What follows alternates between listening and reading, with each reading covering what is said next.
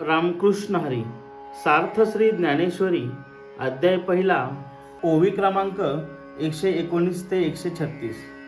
आता येणेसी कवन भिडे हे पांडव सैन्य कीर थोकडे वर चेलिनी पाडे दिसत असे वरी भीमसेनु बेथू तो जाहला असे सेनानाथू ऐसे बोलोनिया मातू सांडिली तेने मग पुनर्पिकाय बोले सकळ सैनिका ते म्हणितले आता दळभार आपुलाले सरसे करा जया जिया अक्षोहिणी तेने तिया आयनी वरगण कवन कवनी महारथिया तेने तिया आवरिजे भीष्मातळी राहिजे द्रोणा ते म्हणे पाहिजे तुम्ही सकळ हाची एक रक्षावा मी तैसा हा देखावा येणे दळभार आघवा साच आमुचा या राजाचिया बोला सेनापती संतोषला मग तेने केला सिंहनादू तो गाजत असे अद्भुतू दोन्ही सैन्या आतू प्रतिध्वनी न समातू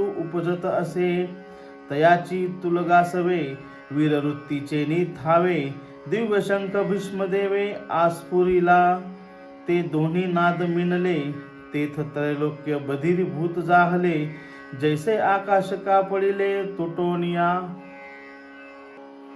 घडघडीत अंबर उचंबळत सागर शोभले चराचर कापत असे तेने महाघोष गजरे दुमदुमियाती गिरिकंदरे तव दळा माझी रणतुरे आस्फुरिली उदंड सैंघ वाजते भयानके खाकाते महाप्रळय जेथे धोकडासी भेरी निशान मांदळ शंख काहळ भोंगळ आणि भयासुर रण कोल्हाळ सुभटांचे आवेशे भुजात राहाटिती विसनेले हाका देती जेद महामद भद्र जाती आवर्ती ना तेत भेडांची कवन मातू काचया केर फिटतू जेने दचकला कृतांतू आंगणे घे एका उभयाची प्राण गेले चांगाचे दात बैसले बिरुदाचे दादुले हिवताती ऐसा अद्भुत तुर बंबाळू ऐकोनी ब्रह्मा व्याकुळू देव म्हणती प्रय काळू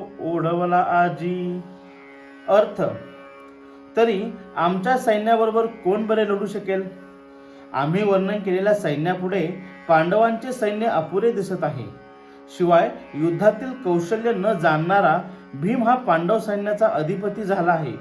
दुर्योधनाने एवढे बोलून सैन्याचे वर्णन थांबविले. मग पुन्हा दुर्योधन सर्व सेनाप्रमुखांना म्हणाला आता आपल्याला सैन्याला सज्ज करा. ज्या प्रमुख सेनापतींच्या सत्तेखाली ज्या अक्षोहिणी सेना आहेत त्यांनी आपल्या सेनेवर युद्ध संपेपर्यंत पूर्ण नियंत्रण ठेवावे. विशेष सेनापती म्हणून जे महारथी आहेत त्यांनी सर्व सैन्यावर देखरेख करावी. तसेच प्रमुख सैनिकांनी भीष्म सांगतील त्याप्रमाणे वागावे. दुर्योधन एवढे बोलून द्रोणाचार्यांना म्हणाला तुम्ही सर्वांवर लक्ष ठेवावे. भीष्माचार्यांना सर्वांनी मिळून रक्षण करावे. माझ्याप्रमाणे त्यांना रक्षणीय मानावे. त्यांच्यामुळे आमची सर्व सेना विजय प्राप्त करण्यास समर्थ आहे. दुर्योधन राजाचे बोलणे ऐकून सेनापती भीष्माचार्यांना संतोष झाला आणि त्यांनी सिंहनादासमान गर्जना केली. तो प्रचंड नाद दोन्ही सैन्यात दुमदुमून गेला. त्या नादाचा प्रतिध्वनी आकाशात देखील मावेना आणि आकाशातून पुन्हा पुन्हा नवीन नाद निर्माण होऊ लागला. भीष्माचार्यांनी आपल्या वीरवृत्तीप्रमाणे त्या पहिल्या नादाबरोबर आपला दिव्य शंख वाजविला. ते दोन्ही महानाद एकत्र झाले. त्यावेळी त्रैलोक्याच्या कांठाळ्या बसल्या. त्यावेळी आता जणू काय आकाश तुटून पडेल की काय असे वाटू लागले. त्या प्रचंड नादामुळे आकाश भीतीने थरथरू लागले. समुद्रातील लाटा उसळल्या आणि सर्व चराचर भीतीने कापू लागले. त्या प्रचंड नादाने डोंगर दऱ्यातून प्रतिध्वनी निर्माण होऊ लागले. त्याचवेळी सैन्यात रणवाद्य वाजू लागली. जिकडे तिकडे विविध प्रकारची रणवाद्य कर्कश व भयानक स्वरूपात वाजू लागली. बलशाली लोकांना देखील तो महाप्रलय वाटला. नौबती, डंके, ढोल, शंख, मोठमोठ्या झांजा, करणे इत्यादी रणवाद्यांचा गजर सुरू झाला आणि अतिशय त्वेषाने युद्धासाठी एकमेकांना हाका मारू लागले. त्यामुळे हत्ती देखील बेफाम झाले आणि त्यांना आवरणे अशक्य झाले. तेथील भित्र्या माणसांचे तर काय सांगावे, ते कसपटाप्रमाणे दूर गेले. यमाला देखील दहशत बसली आणि तो इकडे पाहण्यास तयार होईना. कित्येकांचे तेथेच प्राण गेले. जे धैर्यवान होते त्यांची दात खिळी बसली.